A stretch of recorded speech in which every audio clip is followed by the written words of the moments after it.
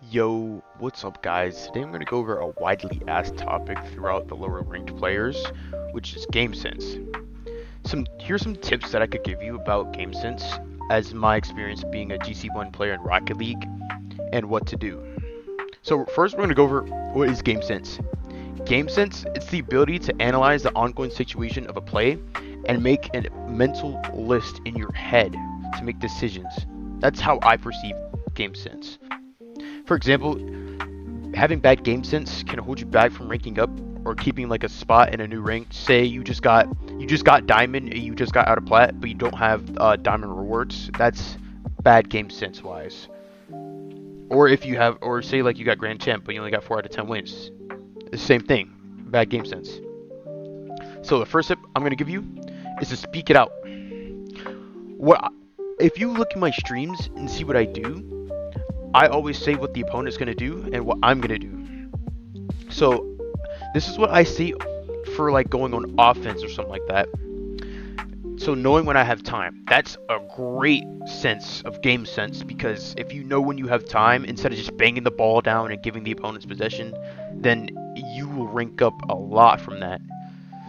So what I mean by like knowing when I have time, it's when the opponents go back to get boost because they have no boost, and I get the ball in my hands. That means, I have time. I can dribble the ball, get like a flick or something like that. And another tip for that is knowing when teammates have a better shot instead of just going for it.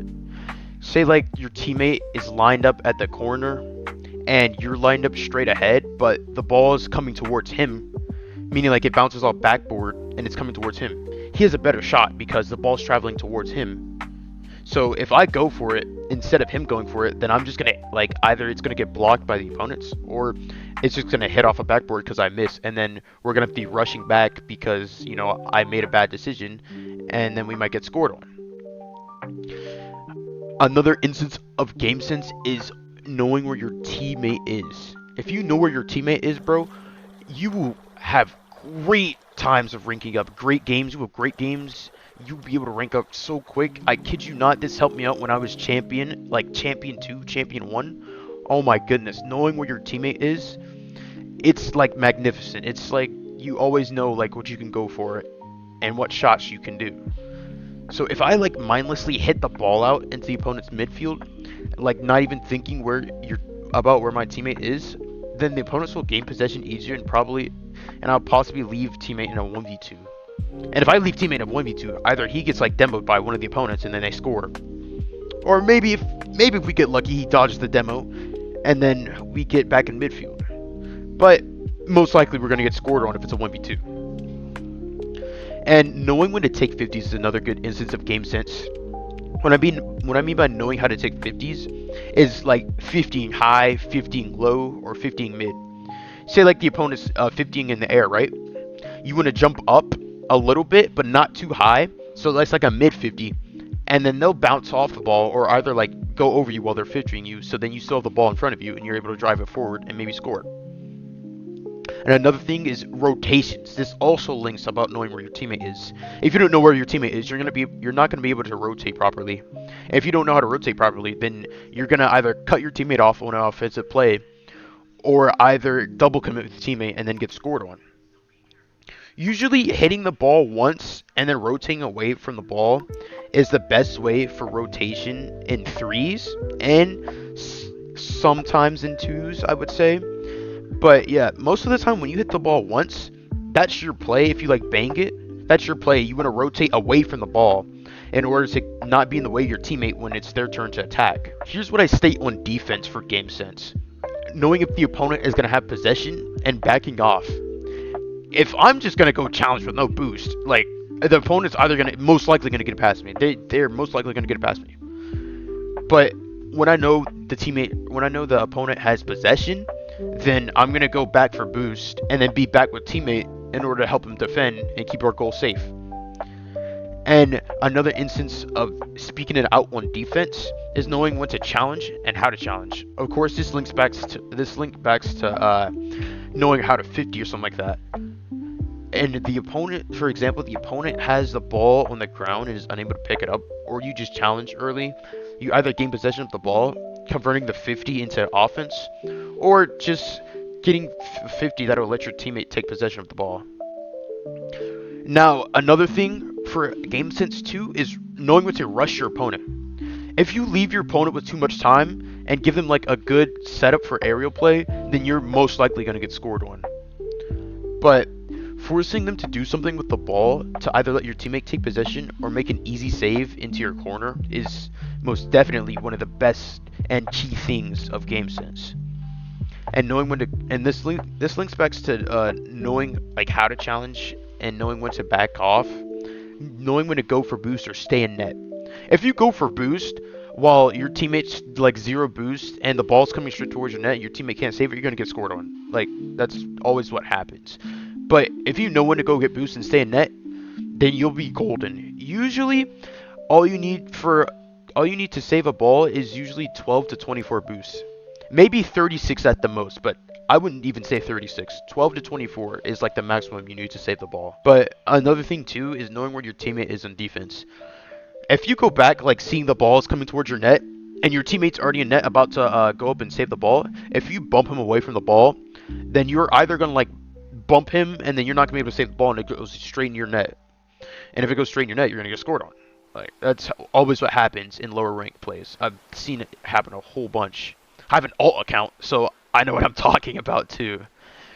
When I see, say like diamond per chance, I usually see most diamonds go for the ball, but they don't think about where their teammate is on defense. And they either end up bumping each other, and then the ball goes past both of them into the net. That's an instance of not knowing where your teammate is.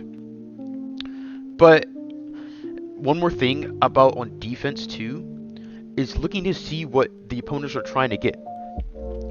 If you can find out what the opponents are trying to get, and what I mean by that is like knowing if they're going for a flip reset and trying to hit it to top corner, that's what I mean by knowing what they are trying to get out of the play. Or in other words, always be predicting. Literally, if you predict the opponent's play, you might shock them and you might be able to just get a free goal off of it because they'll be in shambles and they won't know what to do and start going back while panicking.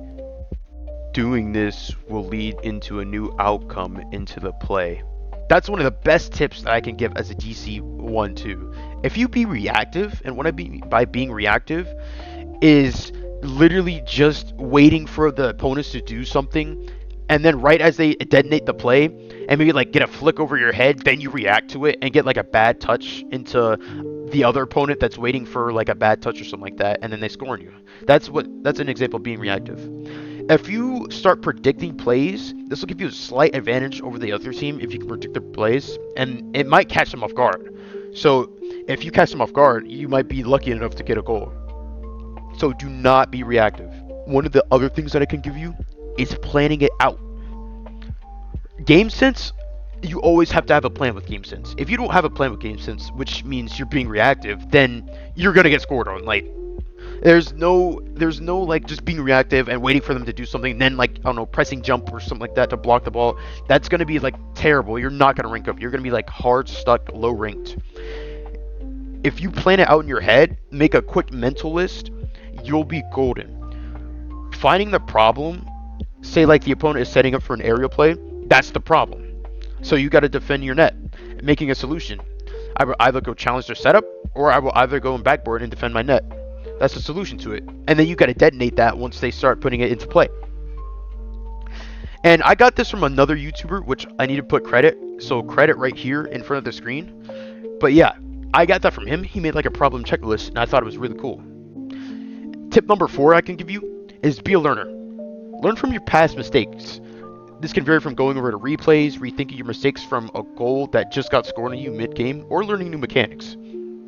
Going over your replays and trying to think of ways you could have done better or made the outcome differently, or say like have a higher rank go over your replays too, which is very useful. If you have high ranked friends that are willing to go over your rank plays, then let them go over your rank plays, because if they can give you good advice to rank up, then hey, good advice is great, and put it into action. That way you can rank up. And do some research too. Just like you're watching this video, I'm very like 200% sure there are a whole heck of a lot of videos on game sense in Rocket League. So that's what I say. Do some research, just like this video. And practice. If you don't practice, you're not going to rank up. Literally, practice in Rocket League is one of the key things that you need to. It's just like a sport. It's just online. It's a game. Practice, when you practice in real life for a sport, you always put in time learning new things. Say like in soccer, you learn how to rainbow, or maybe get like, a Ronaldo kick or something like that. That's learning something new. You also want to do this in Rocket League. If you implement that mindset into Rocket League, then you'll be able to rank up faster. So practice, practice, practice. Practice on trying to get rid of the habits that you know are bad and learn new mechanics or learn new habits that are good. And give yourself time. That's another thing. If you don't give yourself time to learn, say like you get frustrated that you can't hit a flip reset because you've been trying for a very long time. Hey, we all have different speeds of learning. Everyone has different speeds. Some people get it instantly, some don't. So just give yourself some time and wait for it. You'll eventually get it, trust me. I had this problem when I was, say, mid C2. I would try and go for a reset musty, and I would always miss, and it end up being a goal in mid game. So I would just practice in free play, and now I'm good at reset musties. I can do them in game. I'm GC1. So give yourself time. That's how I got this high in ranked, and why I was a GC1 player. Tip number 5: using free play and training packs. This goes back to practicing. Literally, free play is where you should spend at least half of your time in the game. If not half, I'd probably say, 45% of your time. If you don't use free play at all, you are not going to be able to practice or rank up. Using free play often is a very good thing. Even if you don't like it, if you don't like free play, you're gonna have to get used to it, because that's the only way you can practice and rank up. You cannot learn new things in game just doing the same thing over and again, thinking that you're gonna do better each game and you're not trying to learn anything. That's an example of being closed-minded. You want to be open-minded and learning new things. And training packs. Oh my gosh, use training packs. If you're on console, use training packs. I kid you not, they're free. Literally free. It's a free kind of coaching thing or mechanic that you can work on, but literally they're free and they're made by the Rocket League community. So if you can't find ones that suit your needs, then make some yourself. You can create some by going into custom training and then go into the creating tab or something like that, and then creating a new sequence. And that way you're able to create whatever shots that you need to work on, or maybe like a freestyle thing that you want. Create your things or go into training packs. And also for PC players too, use BakkesMod's custom maps. They're also made by the Rocket League community too, like Lethamyrs Dribble Challenge or Lethamyrs Rings or Dribble 2 Overhaul in Steam. You want to use those because those will help you learn car control dribbles. There's like you could literally learn anything off of BakkesMod if you put your mind to it, that is. But make sure you use BakkesMod. For all you PC players out there, use BakkesMod because it will help you a lot. Use BakkesMod maps. There's aim training, dribbles, car control, a lot more. Like I said before, use custom maps, use training packs, use whatever you can to help you rank up. That's literally the mindset here. Use whatever you can to help you rank up. Because if you keep on doing that, then hey, you're going to be golden, hit SSL one day, and you're going to be sitting pretty. Maybe even get into RLCS. But that's my interpretation of game sense and all the tips I have in store for you guys.